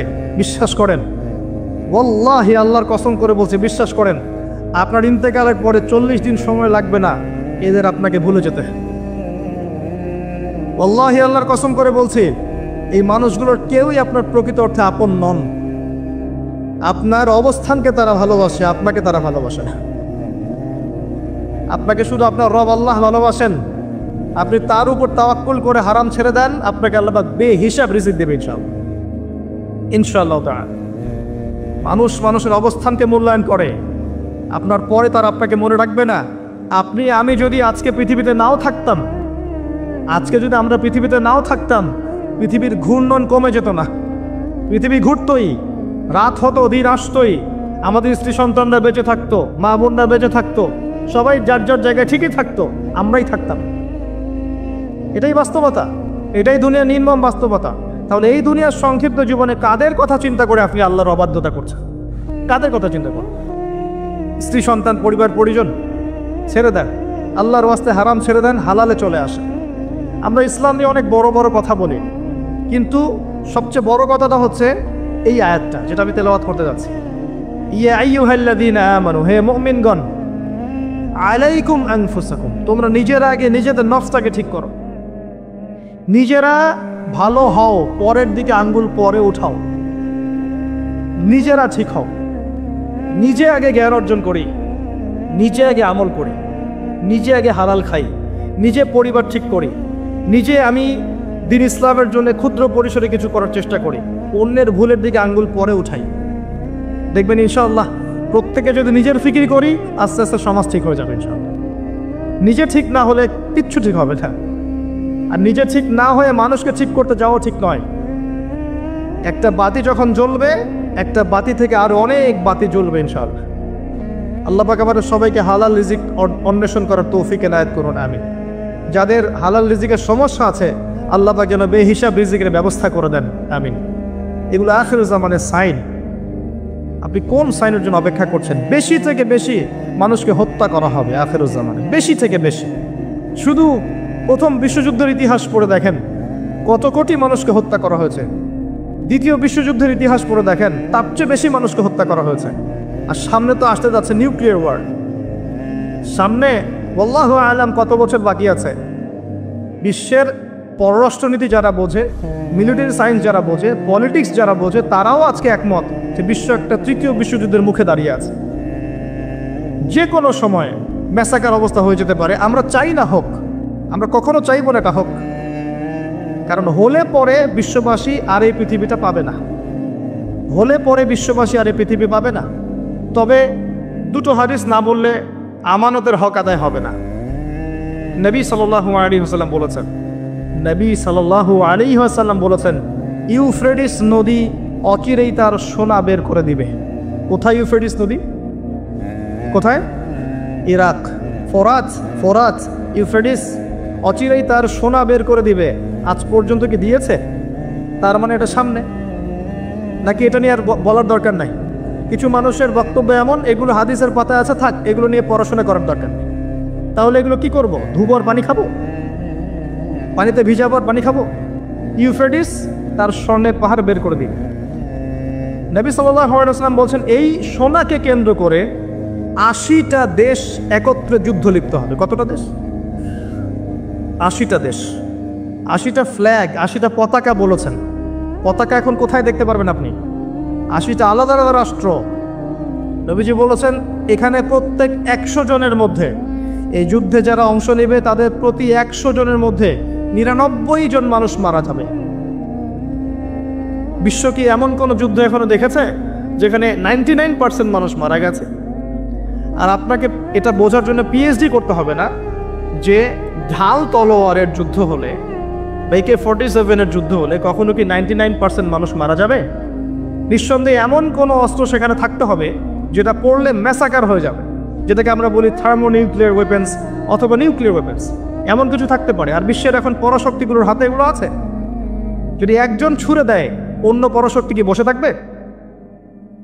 সুবহানাল্লাহ। আর মাহফিলের মধ্যে অনেক ডিটেলস ওয়ার্ল্ড অ্যাফেয়ার্সের কথা বলা যায় না। এই জন্যে আমি অনেক দিন বলেছি, আমি যতটুকু জানি আমি তার 30-40% কখনো বলতে পারি নাই। আমি যতটুকু জানি আলহামদুলিল্লাহ এর 30 থেকে 40% আমি কখনো বলতে পারিনি। আর এই ভয়েও বলি না যে আমি যা বলেছি তার মধ্যে এখন মনে হয় 50-60-70% আমি আমল করতে পারছি না। এই ভয়ে আমি কথা বলতে চাচ্ছি না। কথা কি বুঝতে পারছেন? মানুষ সেটাই বলবে যা সে আমল করবে। কঠিন একটা সিচুয়েশন। নবী সাল্লাল্লাহু আলাইহি ওয়াসাল্লাম এরকম একটা ভবিষ্যৎবাণী করে গেছে, বেশি থেকে বেশি মানুষ মারা যাবে। এখানেই 80টা দেশ একত্রিত হয়ে 99% মানুষ মারা যাবে, কমব্যাটেন্ট যারা ওই যুদ্ধে অংশ নেবে। আর একটা কথা, নবীজি মুসলিমদেরকে বলেছেন তারা যেন এই সোনার ধার কাছেও না যায়, এবং এই সোনাকে কেন্দ্র করে এই যুদ্ধে তারা যেন হাত না মানে, এদের সাথে জড়িত না হয়। মুসলিম প্রতিটা রাষ্ট্রের এখানে হেদায়েত আছে। মুসলিমরা যেন এদের সাথে যুক্ত না হয়। সিম্পল, মুসলিমরা আলাদা থাকবে, পৃথক। ওরা মারামারি করে মারা যায় জানবে। একটা দেশ অস্ট্রিয়া হাঙ্গেরি, ওখানে রাজপুত্র হাঁটছে, তার স্ত্রী পাশে, হঠাৎ করে গুলি আসলো, তারা ডেড। এখন অস্ট্রিয়া হাঙ্গেরি 14 দিন সময় দিয়েছে, হত্যাকারীকে খুঁজে বের করতে হবে, না পারলে পাশের রাষ্ট্রকে আক্রমণ করবে। পাশের রাষ্ট্রকে তার আক্রমণ করে দিল। এটা 1914 সালের দিকে ঘটনা, সামার অফ 1914, জুন-জুলাই মাসের দিকে ঘটনা, 1914 দিকে ঘটনা। তারপরে কি হলো শোনেন, পাশের রাষ্ট্রকে আক্রমণ করা হলো। পাশের রাষ্ট্রের বন্ধু রাষ্ট্র ছিল রাশিয়া। পাশের রাষ্ট্রটার বন্ধু রাষ্ট্র রাশিয়া। রাশিয়া বলছে আমার বন্ধুকে আঘাত করলে আমি কিন্তু চুপ থাকবো না। কথা বুঝতে পারছেন? এবার অস্ট্রিয়া হাঙ্গেরির বন্ধু হচ্ছে জার্মানি, সে বলছে আমার বন্ধুকে আঘাত করলে আমিও চুপ থাকবো না। এবার ফ্রান্স বলছে রাশিয়া আমার বন্ধু, অতএব আমিও চুপ থাকবো না। Germany, Austria Hungary, Russia, France যুদ্ধ লেগে গেল। তারপরে যুদ্ধে যোগ দিচ্ছে ব্রিটেন, তারপরে আসছে আমেরিকা, তারপরে মাঝখান থেকে বেলজিয়াম। অনেক ঘটনা, একটা ঘটনাকে কেন্দ্র করে, একটা অনিয়ন। 5-6 বছর যুদ্ধ হলো, যুদ্ধের শেষে দেখা গেল যে 2-4 কোটি মানুষ মরে শেষ। এই আখিরুজ্জামান, এটা প্রথম বিশ্বযুদ্ধের হিস্ট্রি পড়ে দেখেন। এভাবে সেকেন্ড ওয়ার্ল্ড ওয়ারটা পড়েন। নবীজি এটা বলে গেছেন 1400 বছর আগে যে আখিরুজ্জামানে হারাজ বেড়ে যাবে। হারাজ, হারাজ মানে হত্যাকাণ্ড। মানুষ মারা যাবে, যে মরবে সেও জানবে না কেন মরলাম, যে মারবে সেও বলতে পারবে না কি জন্য মরবে। এই হবে অবস্থা। নবীজি এমনভাবে বলেছেন যে সন্তান সন্তান বাবাকে হত্যা করবে, সন্তান বাবাকে হত্যা করবে, সন্তান মাকে হত্যা করে, ভাই ভাইকে হত্যা করে, প্রতিবেশী প্রতিবেশীকে হত্যা করবে। বিনা অপরাধে মানুষকে মেরে ফেলা হবে। এখন কোন সাইনের অপেক্ষা করছেন? কিসের অপেক্ষা করছেন? যতগুলো বলেছি এনাফ আপনার বোঝার জন্যে যে এই ওয়ার্ল্ড আর আগের বিশ্বের মতো নাই।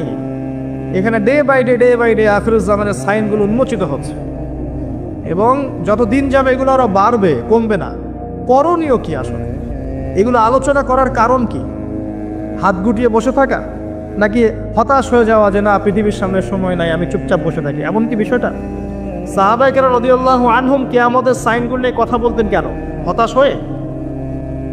একটা বিখ্যাত হাদিস আছে, বিখ্যাত হাদিস, যে নবী সাল্লাল্লাহু আলাইহি সাল্লাম মসজিদ নববীর পাশ দিয়ে যাচ্ছেন, সাহাবীরা বসে আছেন এবং তারা আপসে ডিসকাস করছেন, কি বিষয় জানি কথা বলছেন। নবী জিজ্ঞাসা করলেন সাল্লাল্লাহু আলাইহি ওয়াসাল্লাম, তোমরা কি নিয়ে কথা বলছো? তোমরা কি নিয়ে কথা বলছো? সাহাবীরা বলছেন, আমরা আলামাতুস সাআ নিয়ে কথা বলছি, কিয়ামতের আলামত নিয়ে কথা বলছি। সাহাবীদের এই আলামত নিয়ে কথা বলার কি দরকার ছিল? এটা কি মানুষকে হতাশ করার জন্যে, নাকি প্রস্তুতির জন্যে? কোনটা?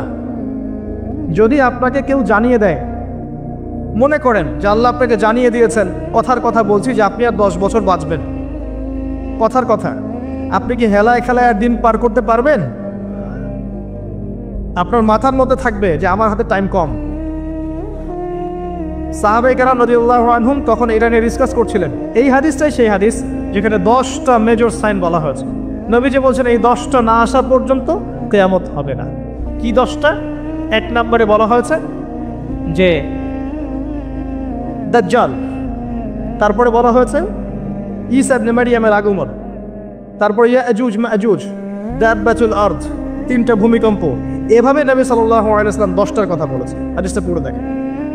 যাই হোক, ওয়ার্ল্ড যেদিকেই যাক না কেন, পরিস্থিতি যেমনই হোক না কেন, সর্বপ্রথম আমাদেরকে বেসিক ঠিক করতে হবে। কি ঠিক করতে হবে ভাই? বেসিক। নিজে আগে ঠিক হইতে হবে। নিজে ঠিক হওয়ার জন্য প্রথম কাজটা কি? প্রথম কাজ হচ্ছে লেখাপড়া করা। কি করা? পড়াশোনার কোনো বিকল্প নাই, লেখাপড়া সবাইকে করতে হবে। এবং এই লেখাপড়াটা আল্লাহ রাসূল সাল্লাল্লাহু আলাইহি ওয়াসাল্লাম সবার জন্য ফরজের কথা বলেছেন, বলেন নাই? তালাবুল ইলমি ফরিদা আলা কুল্লি মুসলিম। প্রত্যেক মুসলিমের উপরেই এটাকে ফরজ করা হয়েছে। কি ফরজ করা হয়েছে? আমাকে মুফতি হতে হবে, মুহাদ্দিস হতে হবে, মুফাসসির হতে হবে, এই লেভেলে যেতে হবে, এটা ফরজ? জি না, ইসলামের বেসিক জিনিসগুলো আপনাকে জানতে হবে, এটা ফরজ। কেন মুসলিম হয়েও জানবে না যে নামাজের আরকান কয়টা, ফরজ ওয়াজিব কি কি, ইমানের পিলার কি কি, আকীদার মূল বিষয়গুলো কি কি, সুন্নত কাকে বলে, বেদাত কাকে বলে, শিরক কাকে বলে, তাওহীদ কাকে বলে, এগুলো মুসলিমরা জানবে না কেন? কেন একজন মুসলিম 30 বছর পড়াশোনা করেও 30টা সূরা মুখস্থ করতে পারবে না? কেন একজন মুসলিম 40 বছর পড়াশোনা করছে 40টা হাদিস মুখস্থ করতে পারছে না? কেন পারবে না? এটা কি শুধু এক শ্রেণীর মানুষের জন্যই, না কোরআন এবং সুন্নাহ সকলের জন্যে? কোরআন এবং সুন্নাহ কি এক শ্রেণীর মানুষের সম্পত্তি, নাকি সবার জন্য উন্মুক্ত? একজন অমুসলিমও কোরআনুল কারীম পড়ে হেদায়েত পেতে পারে, পারে না? চর্চা না করলে কেমন করে হবে? প্রথম কথা ইলম অর্জন করা। দ্বিতীয় কথা ইলম অনুযায়ী আমল করা। ইলম আছে আমল নাই, এই ইলমের আসলে কোনো দাম নাই। কথা মনে রাখবেন, ইলম আছে আমল নাই, এই ইলমের আসলে কোনো দাম নাই। একটা কথা হচ্ছে ইলম আছে কিন্তু ইলমের অহংকার আছে, এটারও কোনো দাম নাই। ইলম আছে, ইলমের অহংকার আছে, এই ইলমেরও কোনো দাম নাই। আল্লাহ পাক আমাদেরকে ইলম অর্জন করে অহংকার মুক্ত মন নিয়ে আমল করার তৌফিক দান করুন, আমিন। এর পরের দরকার হালাল রিজিক। হালাল রিজিক নাই, আমল করে লাভ নাই। যত আমল করেন সব ইন ভেইন, নষ্ট হয়ে যাবে। যত আমল করেন নষ্ট হয়ে যাবে, পরিবেশটা নষ্ট করেন না। যত আমল করবেন নষ্ট হয়ে যাবে যদি রিজিকটা হালাল না থাকে। এখন একটু অনেস্টলি বলি, আমরা কার কার পরিবারে হালাল রিজিক আছে? কত পার্সেন্ট মানুষের পরিবারে? কতগুলো পরিবার পাবেন সুদহীন, ঘুষহীন, দুর্নীতি করছে না?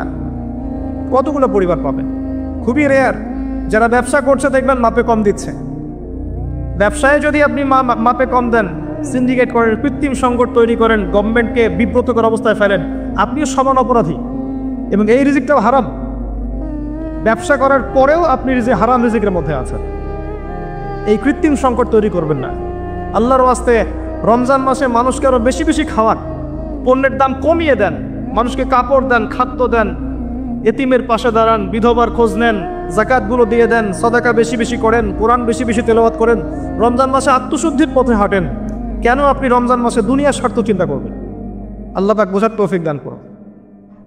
বেসিক কাজ হচ্ছে আমাদের পারিবারিক আদর্শ ঠিক করতে হবে। এটা কঠিন, কারণ ম্যাক্সিমাম পরিবারের লোকজন কথা শোনে না। দেখবেন আপনি ইমানদার, ইমানের পথে চলছেন, পরিবারের লোকজন কথা শুনবে না, এমনটাও হতে পারে। এবং এটা সুন্নাহ। নূহ আলাইহিস সালামের জীবনে দেখেন একই সুন্নাহ। লূত আলাইহিস সালামের স্ত্রী ঈমান আনে নাই, নূহ আলাইহিস সালামের স্ত্রী ঈমান আনে নাই, ইব্রাহিম আলাইহিস সালামের বাবা ঈমান আনে নাই, নূহ আলাইহিস সালামের ছেলে ঈমান আনেনি। কোথায় যাবেন? মুহাম্মদ সাল্লাল্লাহু আলাইহি ওয়াসাল্লামের চাচারা অনেকেই ঈমান আনে নাই। তো আপনজনরা কথা নাও শুনতে পারে, তখন আপনাকে স্বতন্ত্র ইসলামিক পরিবার গড়ে তুলতে হবে। পারা যাবে ইনশাআল্লাহ? হালাল খাবেন, স্বতন্ত্র ইসলামিক আদর্শ পরিবার গড়ে তুলবেন। পরিবারের মধ্যে তাওহীদ থাকবে, সুন্নাহ থাকবে, তালিম থাকবে, পর্দা থাকবে, ইসলামী অনুশাসন এবং সংস্কৃতি থাকবে। সারা দুনিয়ায় গোল্লায় যা যাক, আপনি পরিবারটা ঠিক রাখবেন। পারা যাবে ইনশাআল্লাহ? পরিবারগুলো ঠিক করলে সমাজ ঠিক হবে ইনশাআল্লাহ আযজা ওয়া জাল। বেসিক কাজে আসেন। আল্লাহ পাক আমাদেরকে প্রতিভা দেননি, সবাইকে কিছু না কিছু প্রতিভা দিয়েছেন এবং নেয়ামত দিয়েছেন। কাউকে জমি দিয়েছেন, কাউকে টাকা দিয়েছেন, কাউকে বুদ্ধি দিয়েছেন, কাউকে বলার ক্ষমতা দিয়েছেন, কাউকে লেখার ক্ষমতা দিয়েছেন। প্রত্যেকের এই প্রতিভাগুলোকে ইসলামের স্বার্থে ব্যয় করা যায় না? যার যার অবস্থান থেকে দিনের কোনো ফিকির করা যায় না? একটা মসজিদ করেন না, একটা মাদ্রাসা করেন, একটা ভালো স্কুল করেন, একটা ভালো বিশ্ববিদ্যালয় করেন, কলেজ করেন, একটা ইকোনমিক কোনো প্রজেক্ট করেন, কিছু একটা করেন, ইতিম প্রজেক্ট করেন, মেয়েদের নিয়ে কোনো প্রজেক্ট করেন, মেয়েদেরকে সেলাই মেশিন দেওয়ার মতো কোনো প্রজেক্ট করেন, বিধবাদের খোঁজ দেন, কিছু একটা করেন, মানবতার কল্যাণে কিছু করেন, যাতে করে ইসলামের সৌন্দর্যটা সবার সামনে প্রস্ফুটিত হয়। পারা যায় না? অল্প অল্প কাজগুলোতে ইসলামের কল্যাণ হয় না? এগুলো একসাথে হলে দিনের খেদমত হবে না? এই দিন এক শ্রেণীর মানুষের সম্পত্তি নয়, আমাদের সবার মহব্বতের জায়গা দিন।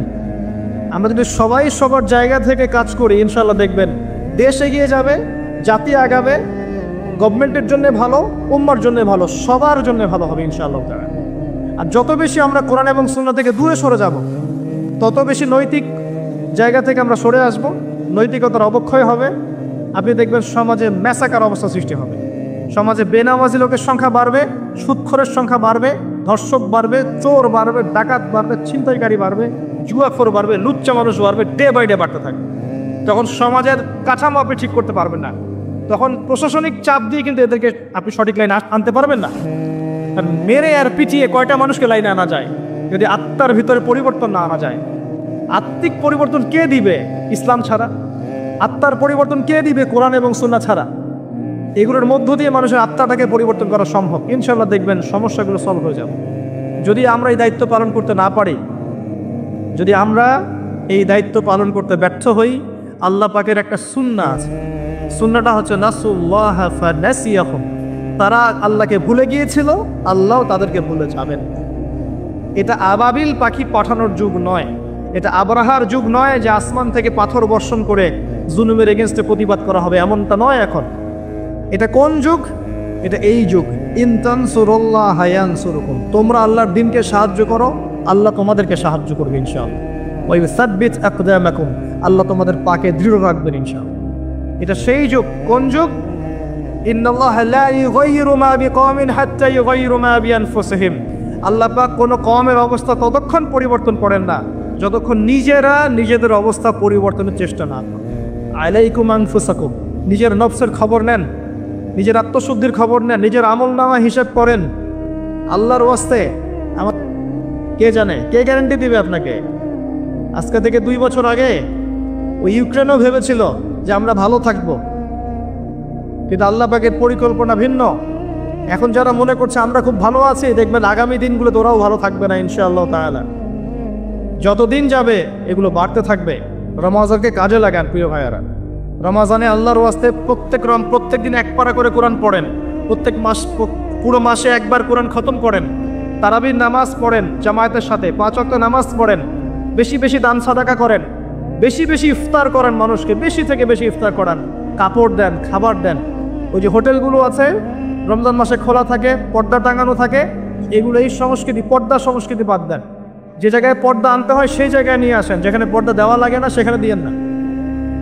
পর্দা কোথায় লাগে? পর্দা লাগে নারীর গায়ে, আর আপনি পর্দা ঝুলিয়েছেন হোটেলের মধ্যে যাতে মানুষ গিয়ে খাবার খেতে পারে। এগুলো বয়কট করেন, এগুলোর দরকার নাই। রমজান মাসে বেশি বেশি বাজারে যায়েন না, মাসের বাজার আগে করে ফেলেন, রমজানটাকে কাজে লাগান, সময়টাকে কাজে লাগান। যদি সম্ভব হয় এই মাসে কোরআনটা পুরোটাকে একটু অর্থসহ পড়ার চেষ্টা করেন। আল্লাহর ওয়াস্তে রাসূল সাল্লাল্লাহু আলাইহি ওয়াসাল্লামের সুন্নাহগুলোর উপর আমল করেন, রমজানটা কাজে লাগান। নবীজি বলেছেন সাল্লাল্লাহু আলাইহি ওয়াসাল্লাম, সেই ব্যক্তি ধ্বংস হোক, লিসেন, সেই ব্যক্তি ধ্বংস হোক যে রমজান মাসকে পেয়েছে কিন্তু তাকে পেয়েও নিজের গুনাহগুলোকে মাফ করাতে পারে নাই। আরেকটা কথা যেটা বলতে চাচ্ছিলাম, নবীজি বলেছেন সাল্লাল্লাহু আলাইহি ওয়াসাল্লাম, যার সামনে আমার নাম উচ্চারিত হয়েছে কিন্তু আমার নাম শুনেও সে সাল্লাল্লাহু আলাইহি ওয়াসাল্লাম দরুদ পড়ে নাই, সে ব্যক্তিও ধ্বংস হয়ে যাক। নবীজি বলেছেন আমিন। অতএব আলোচনা অনেক লম্বা করলে লম্বা হতে থাকবে, কিন্তু মৌলিক কথাগুলো বলতে বেশি সময় লাগে না। সুদীর্ঘ সময়ে সুরেল আওয়াজ করে জিকিরের নামে ডিজে জিকির করে মানুষকে হাসি খুশি দিয়ে রং তামাশা করে মাহফিলের সময় নষ্ট করার কোনো মানে হয় না। এক একটা মাহফিল এক একটা দিনের আমানত, এক একজন বক্তা এখানে আমানত নিয়ে বসেছে, আমানতের খেয়ানত করলে আল্লাহ পাক তাদেরকে ধরবেন ইনশাআল্লাহ তাআলা। এক একটা মাহফিল এক একটা নেয়ামত। এত বেশি মাহফিল অন্য কোনো দেশে হয় বলে আমাদের জানা নাই, কিন্তু আমরা মাহফিলের বিষয়গুলোকে নষ্ট করে ফেলছি। এটাকে আমরা সিন্ডিকেট বানাচ্ছি, প্রফেশনাল ভাবে নিচ্ছি, এখানে দুনিয়ার স্বার্থকে আমরা জড়িয়ে ফেলেছি। আল্লাহ পাক আমাদেরকে বোঝার তৌফিক দান করুন। এখানে অনেকেই দেখা যায় অনলি ফর আইওয়ার শোডাউনের জন্য আসে, অনলি ফর জাস্ট একবার দেখার জন্য, চিড়িয়াখানার প্রাণীর মতো সেলফি তোলার জন্য, ভিডিও করার জন্য, ইউটিউবিংয়ের জন্য, ডলার কামাই করার জন্য। কি দরকার আছে? প্রয়োজন নাই। লৌকিকতা ছেড়ে দেন, আল্লাহর জন্য, আল্লাহ দিনের জন্য কাজ করেন। আমি অনেক দিন বলেছি, দেখেন বহু মানুষ খ্রিস্টান হচ্ছে, বহু মানুষ কাদিয়ানি হচ্ছে, বহু মানুষ শিয়া হচ্ছে। আপনি কি অনলাইনে জানতে পারেন? পারেন না, কারণ তারা এত শোডাউন করে না। আমরা মনে হয় এক ওয়াক্ত নামাজ পড়লে 10টা ছবি দিয়ে দিই যে আমি আজকে এক ওয়াক্ত নামাজ পড়েছি। এত লৌকিকতা কেন? কি দরকার? এগুলো করতে গেলে ইসলামিক যে ব্যক্তিত্বরা আছে, লৌকিকতা করতে গেলে এবং তাদেরকে নিয়ে বাড়াবাড়ি করতে গেলে মনের মধ্যে রিয়া আসে এবং অহংকার আসতে পারে। এতটুকুই যথেষ্ট ওই মানুষকে ধ্বংস করার জন্য। নবীজি বলেছেন, অন্ধকার রাত্রে কালো পাথরের উপরে কালো পিঁপড়া হেঁটে গেলে যেমন দেখা যায় না, বোঝা যায় না, রিয়া এবং অহংকার এরকম জিনিস সূক্ষ্ম, এগুলো মানুষের মনে আসে, মানুষ বুঝতে পারে না।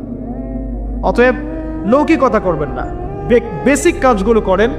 আমার কথা যদি একটু হার্শ মনে হয় আল্লাহর ওয়াস্তে ক্ষমা করবেন, কিন্তু বাস্তবতা এরকম। এগুলো বাস্তবতা ইসলাম সেই স্বর্ণযুগে নাই। এখন আমরা একদম বেসিক একটা জায়গায় আছি। এখন ওমর রাদিয়াল্লাহু আনহুর যুগ নয়, আবু বকর সিদ্দিক, উসমান, আলীর যুগ নয়, এমনকি এখন উমাইয়া আব্বাসীয় খেলাফত নয়, উসমানীয় খেলাফত নয়। এখন আমরা এমন একটা জেনারেশনে বাস করছি যে সারা ওয়ার্ল্ডের নেতৃত্ব দিচ্ছে ইসলামের দুশ্মনরা। এখানে আপনি যদি বেসিক ঠিক না করতে পারেন, 20 তলার স্বপ্ন দেখে লাভ নাই। যদি আমরা বেসিক ঠিক না করতে পারি, নিজেরা ভালো না হই, প্রত্যেকটা বেসিক কাজ ঠিকঠাক মতো করতে না পারি, আমাদের বাচ্চাদেরকে ঠিক মতো মানুষ করতে না পারি, পারিবারিক আদর্শ সুন্দর না করি, কোরআনওয়ালা না হয়, সুন্নাওয়ালা না হয়, তাসকিয়া না অর্জন করি, আলেম ওলামার সোহবতে না যাই, আত্মশুদ্ধি না অর্জন করি, সময়গুলোকে কাজে না লাগাই, আল্লাহর কসম করে বলছি, আল্লাহ পাক কি করবেন জানেন? আল্লাহ পাক এটা করবেন, ওয়া ইন তাতাওয়াল্লাউ ইয়াস্তাবদিল কওমান গায়রাকুম। তোমরা মুসলিমরা যদি মুখ ফিরিয়ে নাও, দায়িত্ব পালন না করো, তাহলে আল্লাহ পাক তোমাদেরকে সরিয়ে দিয়ে নতুন কওমকে নিয়ে আসবেন। সুম্মা লা ইয়াকুনু আমসালাকুম, তারা তোমাদের মতো অপদার্থ হবে। আমরা কি চাই আল্লাহ পাক আমাদের সবাইকে সরিয়ে দেখ এবং এই সুযোগটা আমরা হাতছাড়া করতে চাই? আমরা কি এই জীবনটা কখনো পাবো ফিরে? যেই 60-70, 50-60-70, 100 বছরের জীবন আর কখনো ফিরে আসবে? একটা একটা করে দিন রাত বছর চলে যাচ্ছে, আর কখনো ফিরে আসবে? আসবে না। শয়তান 3টা ধোঁকা দিয়ে থাকে। শয়তান বোঝায় এখন অনেক সময় পড়ে আছে, পরে করে নিও। এই করতে করতে কত মানুষ কবরে চলে গেছে, তার ফিকির নেই। শয়তান বোঝায় এখনই এত তাড়াহুড়ার কি আছে, কেবল যুবক, কেবল যৌবন, বার্ধক্যে গিয়ে ভালো হয়ে যেও। শয়তান এগুলোকে বোঝায়। শয়তান বোঝায় তুমি পারবে না, তোমার দ্বারা হবে না। আবার শয়তান এটাও বোঝায় আমি অনেক জানি, আমার জানার কোনো দরকার নাই। শয়তানের ধোঁকাগুলো থেকে বেঁচে থাকেন। আল্লাহর ওয়াস্তে আল্লাহর নাজিলকৃত কোরআন এবং সুন্নাহকে আঁকড়ে ধরেন। চরমপন্থী হয়েন না। ইসলামের নামে এমন কিছু করতে যায় না তাতে ইসলামের ক্ষতি হয়ে যায়। যত চরমপন্থা ছড়িয়েছে ইসলামের নামে, এগুলো মুসলিমদের মাধ্যমে ছড়ায় নাই। এগুলো একটা পশ্চিম এজেন্ডা ছিল। এরা ইসলামটাকে সারা বিশ্বের সামনে জঙ্গিবাদ আর সন্ত্রাসবাদের ধর্ম নামে তুলে ধরার জন্য এই কাজগুলো ঘটিয়েছে পরিকল্পিতভাবে। ইসলামের সাথে, মুসলিমদের সাথে এগুলোর কোনো সম্পর্ক নেই। আপনি চরমপন্থী হবেন না। এগুলো টোপ যদি কেউ দেয় সতর্ক থাকবেন, এগুলো পশ্চিমা টোপ, এখানে পা দিবেন না। এবং একই সাথে শৈথিল্যতাবাদীও হয়ে যায় না। গা ছাড়া ঢিলে লালা ভাব যে লা ইলাহা ইল্লাল্লাহ বলেছি, বাস জান্নাতে চলে যাব, এখন যা ইচ্ছা তাই করি, এটাও ঠিক নয়। আমাদেরকে মধ্যমপন্থী হতে হবে। মধ্যমপন্থী উম্মাহ হিসেবে ইসলামকে নিয়ে, কোরআনকে নিয়ে, সুন্নাহকে নিয়ে ধীরে ধীরে ইনশাআল্লাহ তাআলা এই উম্মাহ এগিয়ে যাবে। দেখবেন এই জাতি এগিয়ে যাবে, দেশের কল্যাণ হবে, সবার কল্যাণ হবে ইনশাআল্লাহ তাআলা। আল্লাহ পাক আমাদের সবাইকে কথাগুলো বোঝার তৌফিক দান করুন। আমিন। আকুলু কওলি হাযা আস্তাগফিরুল্লাহ লি ওয়া লাকুম ওয়া লিসাইরিল মুসলিমিন। বারাকাল্লাহু লানা ওয়া লাকুম বিল আয়াতিল হাকীম। ইন্নাহু তাআলা জাওয়াদুন কারীমুর রাউফুর রহিম। আস্তাগফিরুকা ওয়া আতুবু ইলাইক। আসসালামু আলাইকুম ওয়া রাহমাতুল্লাহি ওয়া বারাকাতুহু।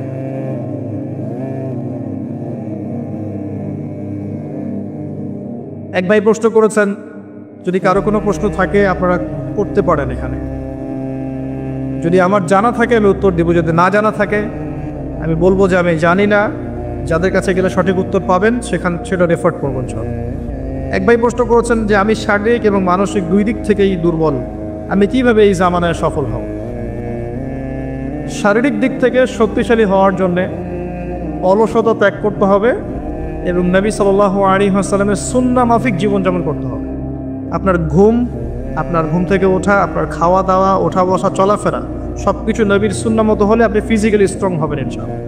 এর পাশাপাশি ব্যায়াম করবেন, শরীর চর্চা করবেন, কিছু খেলাধুলা করবেন। আমি বলি আপনারা খেলাধুলা করেন, এই জন্য বলি না যে আমি খেলতাম, এই জন্য বলি। কী জন্য বলেছি? কারণ এখন যুব সমাজ পাবজি নিয়ে ব্যস্ত থাকে। এই যে আপনার ফোনের মধ্যে লুডো খেলে, ফোনের মধ্যে ক্যারাম খেলে, আর কি জানি গেমস আছে আমি নাম ঠিক জানি না, ফ্রি ফায়ার, এগুলো নিয়ে ব্যস্ত থাকে। পর্নোগ্রাফি নিয়ে ব্যস্ত থাকে, অশ্লীল মুভিজ দেখে, সিনেমা দেখে। এর চেয়ে ভালো ভাই আপনি 1 ঘন্টা ফুটবল খেলেন না, এর চেয়ে ভালো আপনি ব্যাডমিন্টন খেলেন। ওই আবার চুরি করে লাইন নেন না কারেন্টের। ফুটবল খেলতে গিয়ে আবার নামাজ কাজা করেন না, সতর খুলে দিয়েন না। এগুলো ঠিক রেখে খেলেন। খেলাধুলা করলে নেতৃত্ব দেওয়ার যোগ্যতা অর্জন হয় এবং আপনার ফিজিক্যাল স্ট্রাকচার ভালো হবে। এখনকার জেনারেশন এগুলো করতে চায় না, খালি ঘুমায় আর ফাস্টফুড খায় আর এই যে অনলাইনে পড়ে থাকে, বাস শেষ। বিশ্বাস করেন এই জেনারেশনের যদি আগামীতে প্রশ্ন আসে এই জেনারেশনকে দেশের জন্য দাঁড়াতে হবে, আমার মনে হয় না তারা পারে। কারণ আমরা দিন দিন একটা টিকটক বুদ্ধিভিত্তিক বুদ্ধি প্রতিবন্ধী একটা টিকটক প্রজন্ম তৈরি করছি। এই জেনারেশন কিচ্ছু করতে পারবে না যদি না আমরা ওদেরকে আল্লাহ এবং তার রাসূলের দিকে আনতে পারি। ফিজিক্যালি আপনি সুস্থ থাকার জন্য প্রত্যেকটা কাজ নবীর সুন্নাহ মাফিক করার চেষ্টা করেন, আল্লাহ পাক তৌফিক দান করুন। আর মানসিকভাবে আপনি স্ট্রং থাকবেন কখন? যখন আপনার সাথে আল্লাহর সম্পর্ক থাকবে, কোরআনের সম্পর্ক থাকবে, আপনি আল্লাহর জিকির করবেন, কোরআন তেলাওয়াত করবেন, তাসবিহ তাহলিল করবেন, নামাজ আদায় করবেন, আপনি মেন্টালি স্ট্রং থাকবেন ইনশাআল্লাহ।